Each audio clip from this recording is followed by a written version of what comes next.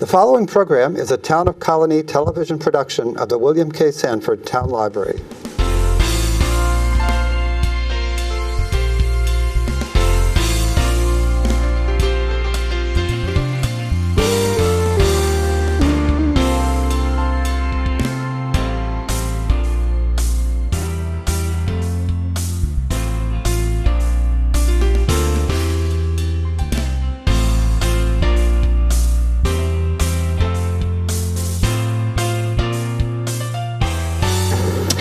Hello, my name is Bill Gettman, and April is Child Abuse Prevention Month. I'm the Executive Director of St. Catherine's Center for Children, a multi-service agency here in the Capital District serving families and children since the late 1800s. I'm joined with two special guests today to talk about an innovative program that deals with the issues of trauma, child abuse and neglect, and recovery. I'm joined with two of our very special guests here, Lounsbury and Dr. Elisa Martin from Siena College.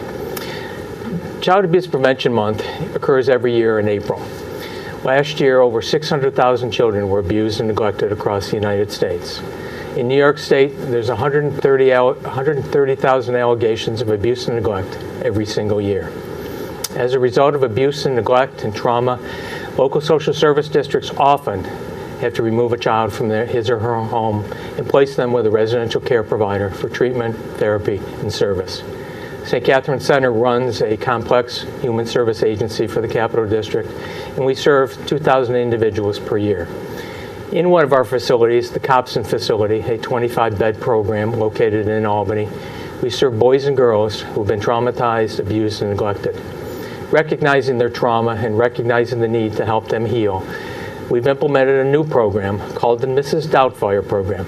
That's right, the Mrs. Doubtfire program, named after Robin Williams in that funny movie where he took a house of chaos and turned it into order. The Mrs. Doubtfire program is designed to do what parents do every single day in their own home. Every day a child needs to go to bed, they need to transition, they need to have a hug, they need to have that glass of water before they fall asleep so they are prepared for the next day. Our children have been traumatized. Our children have not had the positive parental support they need to be successful. So we went out and recruited some 25 volunteers from the community, a dedicated group of moms and dads and individuals who want to help these young kids. They come into our home, our facility, every week, and they tuck a child in. They read them a story. They ask them about their day. They giggle. They laugh. And they ease that child through falling asleep and then moving and getting ready for the next day. One of those volunteers, Lounsbury, is here today, and Dr. Elisa Martin is our evaluator from Siena College. So let me introduce them, and let's talk about Mrs. Doubtfire and the impact it's had upon a great group of individuals at St. Catherine's Center for Children. Welcome, Lee. Thank you, Bill.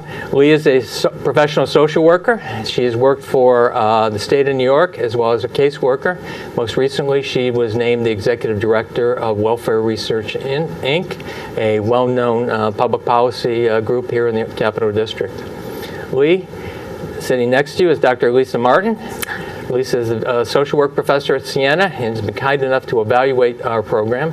Elisa has a special connection with us at St. Catherine's. Not only has she evaluated our program and met many of our kids, she used to live next door to one of our facilities, so she knows firsthand the questions and the issues of staff and kids and community participation. So welcome, both of you. Thank you for your participation. Thank you. Let's start with Lee. Tell us a little bit about child welfare in general and your experience with it. Sure. So, first of all, it's such a pleasure to be here today, Bill, and be able to talk about this important program in St. Catherine's and the wonderful work you do. Child welfare in New York, you gave a little overview of the numbers of child abuse and neglect allegations that are made every year. There are about 18,000 children right now in foster care in New York State. Most of them are in foster family homes, but some, because of the level of needs they have, are in group homes or in the Copson residence that you've described, or similar residencies. How do the kids come to foster care? What brings them? Sure. So the vast majority of kids who come into foster care are there because it's not safe for them to live in their own home. Largely due to abuse and neglect by their parent or caretaker, or they're at serious risk of harm if they're left at home. The majority of children that come in contact with child welfare do not come into foster care. With services, they're able to stay in their own family. But this 18,000 number does come in, those children do come into foster care. The family courts are involved with every child that's placed in foster care. And the purpose is to have foster care be a short-term placement. Most children in foster care are able to go back to their birth family or a relative, which is the priority of the child welfare system, as long as it's safe, with services. Some smaller number of children are not able to return home, and then child welfare caseworkers look for kin, relatives, or, if appropriate, move toward adoption of that for that child. Okay. So for those kids who do move and have to be removed from their care, it's a very traumatic experience. Elisa, can you talk a little bit about trauma and its impact upon children? Absolutely. So trauma, defined in the research, is some exposure to abuse or neglect or witnessing abuse. It has a whole range of things that can traumatize children. And for children who've had that exposure, it can impact their ability to regulate their emotions, how to control their behaviors. And typically in that stage of child development, it's already a tough time regulating your emotions and your behaviors, so now it's just become even greater. It also can impair their cognitive development and impede their ability to trust adults, because not only have they had this experience in their home, but then in an effort for the system to protect them, they're taken away from that home, so now it's like another trauma, and then they're placed into care, and if that care doesn't work, maybe they're placed in another setting, and their relationships with adults become even more fractured. It becomes much more difficult for them to trust adults. Absolutely. So when the child comes into the St. Catherine's facility with 25 boys and girls, what do they experience? You both have visited the program. Tell us about your first walk through that door. Lee, let's start with you. My first walk through the door, I saw much younger children than I expected to see. There were some as young as maybe 5 or 6, Bill, if I remember right. And the wing of the building that I was in had boys up through maybe the age of 8 or 9, the younger boys. Some were brand new to foster care and really were exhibiting much of what Elisa just described. I saw caring staff doing their very best with these children, almost one-on-one. And it was a reminder for me, because I hadn't worked directly with children in quite some time, and it was a reminder of why we work so hard in this field. These are the very children we're trying to help. Lisa, what was your first reaction when you walked through that door? I think Copson House in itself is a little bit intimidating, I would think, if I was a child walking through those doors for the first time, because it doesn't look like a house. It looks kind of like a dormitory. But in doing that, in my short little tour that I had, I saw murals on the wall and efforts made to make it feel very homey and supportive for those children.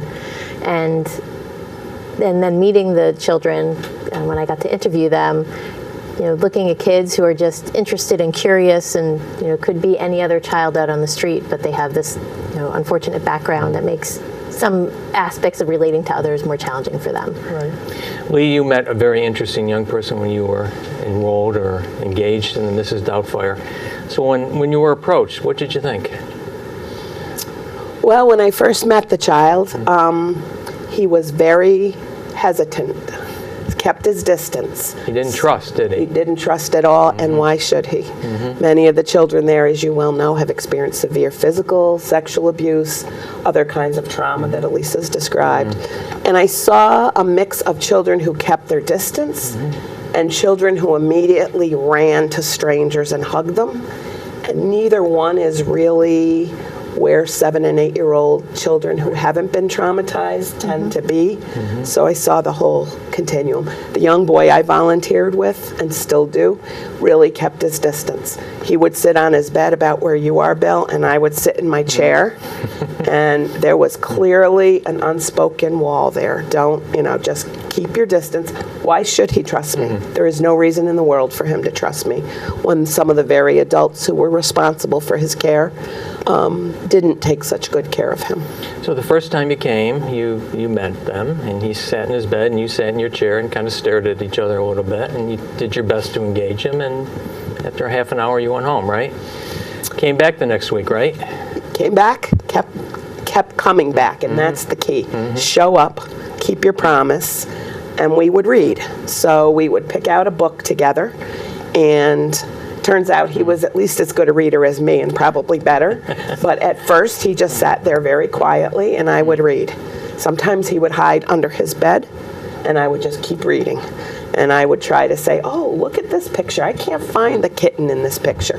And so gradually I'd see his little head peek out under the bed, and he'd come up to try to help me find the kitten in the picture, because I obviously needed a lot of help around that.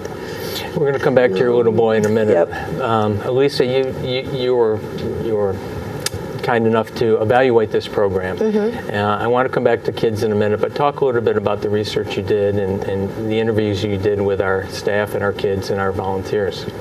Well, so for any good researcher, you start with the literature, which is the benign, boring aspect of research. But at the same time, it helps you ground experience and knowledge. So looking at trauma, looking at bedtimes, looking at mentoring, and then using that information to then engage with the staff and the children and the mentors to find out what's going on. And your intuition, St. Catherine's intuition in developing this program was spot on, because you knew the needs of the children in trauma because you live it and breathe it every day. You knew the needs of children around bedtime and the importance of a good night's sleep and developing trusting relationships. And this program hit on all of those marks. So part of my research was confirming that with, talking with the Copson House staff, surveying the mentors, talking with the children, and talking with those 4 that developed the program in their brainstorming sessions, and digging out that information. Let's start with the kids. What did the kids tell you? What did they reveal, other than they loved your microphone? Oh my goodness. The girls were very invested in hearing what they had to say after they said it. I think they were talking about really loving, they call them the readers, because that's what the term is used at the house, really invested in who they are, and that they're really glad they come every week and speak to them and read stories with them. That some of them were saying that they behave a little bit better. Others say I just act the same way all the time. But just that they were really enjoying that experience. So back to Lee's point, the issue of consistency, coming back every week, was really important to them. How come? Well, consistency, I think, proves that you can be reliable and trustworthy, which is something that they haven't had in their lifetimes.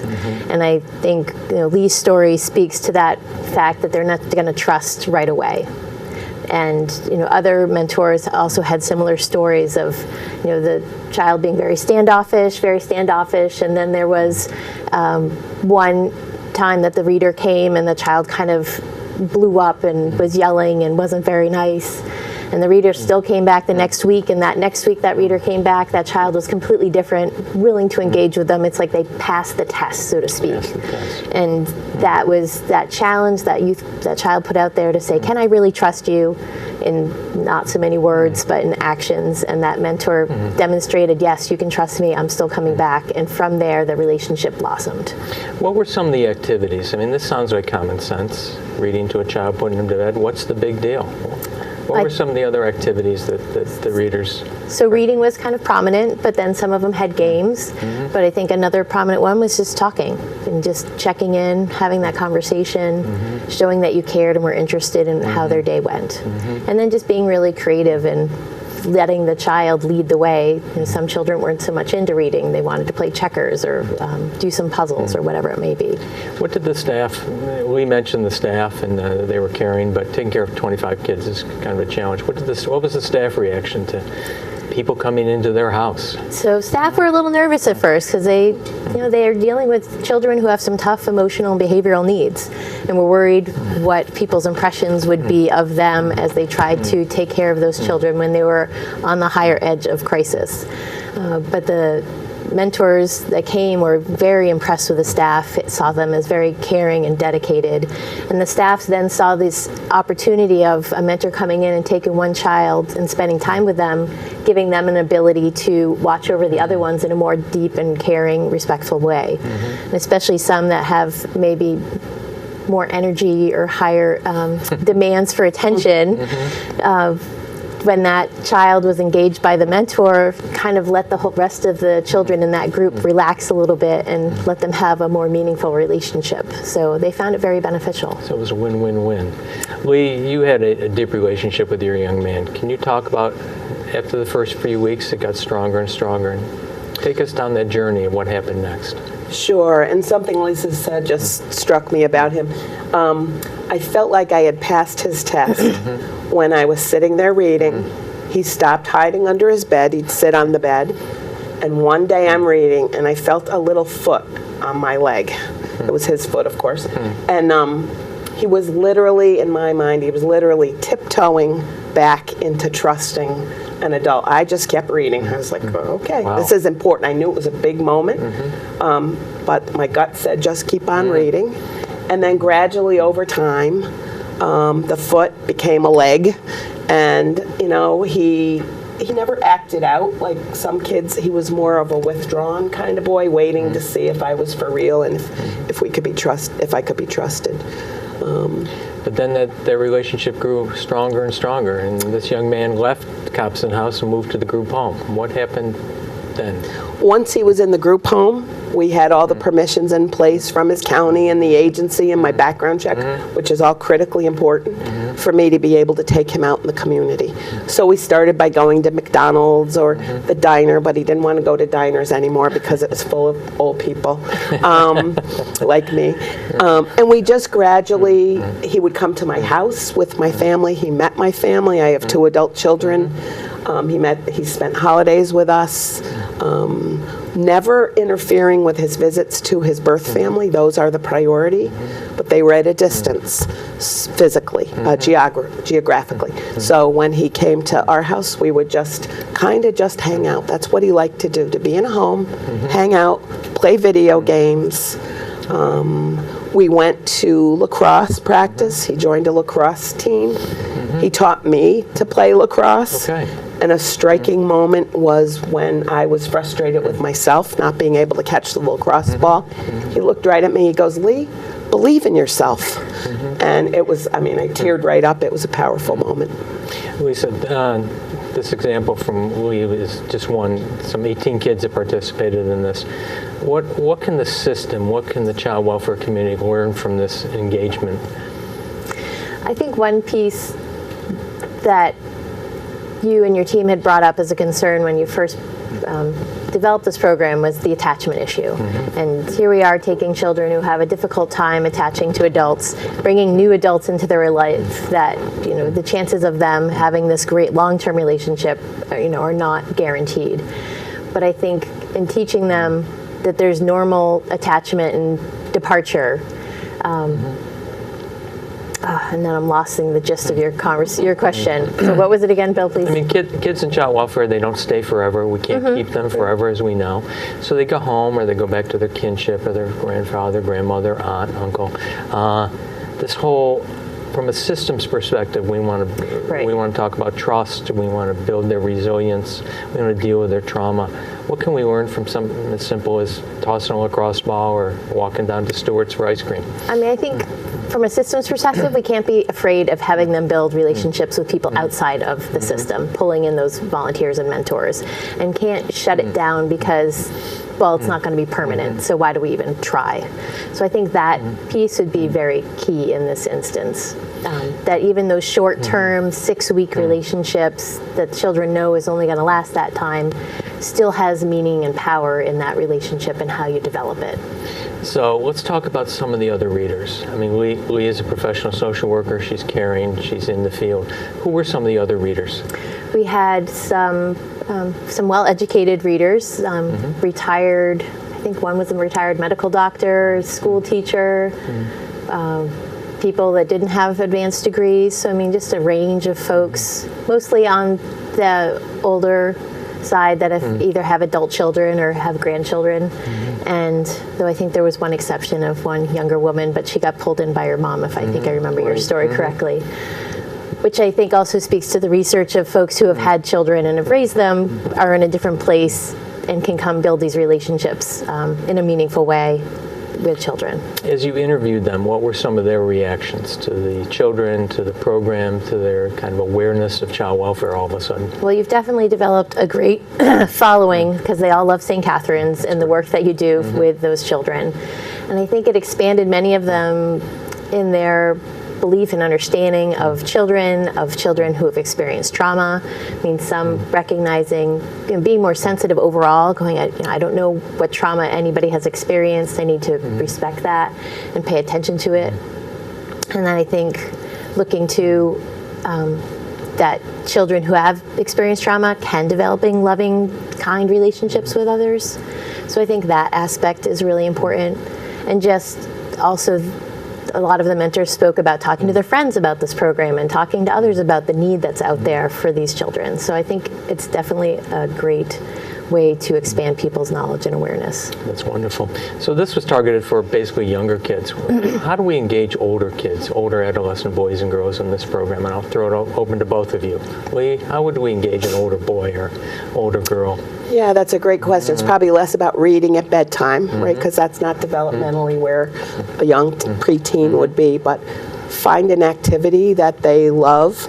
I guess one of the things I've learned is it doesn't have to be some elaborate trip, some expensive piece. It's really being present with that young person, listening, and engaging maybe in a music activity, or maybe they read to you, or maybe it's homework. I think have it be child-driven. What would really engage them? Elisa? And I have a student working on this very topic, and yesterday she came and met with me and was talking about some research that she identified, so that very goal-oriented piece from the youth perspective is very important. Just had an article about that she discovered. But there could be individual or group mentoring, so for those older kids. And having met and spoke with them, definitely not, they don't need a reader. One of them was reading Twilight, so he's good there. But they talked about sports or baking, so the idea of music could be one. It was found, my student found some other research about children learning about gardening and food preparation and expanding their palate if it's food that they've grown. So what kind of creative things could we engage them with and find people in the community that have some skill set related to that are also invested in working with the children? Opening it up to the community is very important, but some people may say, I have to be a clinician or I have to be a Ph.D. or a psychiatrist to do that. What are the key skills here to be a volunteer or a reader for a young person? I mean, you don't have to be any of those things at all. I think you need to be able to make the commitment and follow through and be present and listen. And you might not know what to say to a child. Some people have never sat in a room with a child who's been abused and neglected, and that's okay. You don't need to bring answers. Just sit there and show up and be reliable. And they will see that there are adults, they'll see healthy relationships emerge and modeled, and I think that's powerful. Lisa, how would you answer I think that? just to add to that, probably someone who's able to go with the flow and kind of take their lead from the child. And probably a sense of humor is always something that can come in handy because you never know what they can say or the instances, the different situations that can come up. Kids do say the darndest thing. I remember one opportunity when one of the readers hosted an ice cream party in the backyard for all the kids. And one of the young kids, in fact, was not having a good day. The visit had gone bad with their natural family and was having a meltdown, as we say in the business. And the reader just kept going and engaged the child very quickly and helped redirect them with a cup of ice cream. So go with the flow. Elisa, you did some research on how we cleared the staff, the volunteers. I don't want people out there to think that you can just walk in and involve yourself in a kid. How do we protect kids and their rights? How did we do that? Well, I think part of it was having very engaged staff to check in and interview the prospective volunteers to see what their interest was, what their motivation was, what their commitment level was. So doing a lot of pre-screening in that aspect, so you're getting people that understand fully what they're getting into. doing those appropriate background checks and screenings, orienting them to the house and what they could expect overall, providing some information about triggers and topic areas to stay away from, because children have things that they're sensitive to. But I think a well-informed orientation about these are who our kids are, this is what we're expecting from you, this is the kind of time commitment we are expecting, which is, I think, the prime piece. If you can't just commit halfway. If you're going to come for 6 weeks, you got to come for those 6 weeks. After that 6 weeks, you can reevaluate, but for those 6 weeks, you need to be there. That's a good point. And I would just add to that, don't take anything personally. It's not about you, the volunteer. Right. It's about the child. It's about the child. Lee, how did this affect your life? Oh boy, I had no idea how powerfully and positively this would affect my life. Career-wise, I started as a caseworker, have not worked directly with families in some time, as I mentioned, so I got to loop full circle and spend time and as close as you can get into the heart and eyes of a child going through a foster care placement. So career-wise, it's been really, really helpful. If every policymaker sat and read to your kids at St. Catherine's, we'd have probably a different kind of child welfare system. But personally, my own 2 children are grown, they're young adults. I don't have grandchildren. It brings that energy back that only a younger child can do. I didn't think I'd be playing football at age 61, but I do. It's not pretty, but I do. And lacrosse, that's good. Lacrosse, I'm learning. It's just re-energized me and helped me really better understand what some young people go through who have been handed a pretty rough deal in life. Elisa, is this consistent with the research? Lee's reaction or Yes, impact? I mean, that kind of finding that meaningful relationship and developing those bonds. I would agree the benefits are equal for the children as they are for the mentors.